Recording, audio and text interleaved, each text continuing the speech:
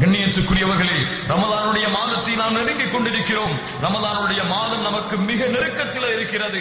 அல்லாஹ்விடத்திலே உங்களுடைய கரங்களை ஏந்துங்கள், அல்லாஹ்விடத்திலே துஆ செய்யுங்கள். யா அல்லாஹ், இந்த ரமலானை அடைவதற்கு எங்களுக்கு அருள் செய்வாயாக, இந்த ரமலானை அடைவதற்கு எங்களுக்கு நீ வாய்ப்பளிப்பாயாக, இந்த ரமலானுடைய நன்மைகளை அடைவதற்கு எங்களுக்கு நீ விரைவுபடுத்துவாயாக இந்த ரமலானை என்று அல்லாஹ்விடத்திலே துஆ செய்யுங்கள்.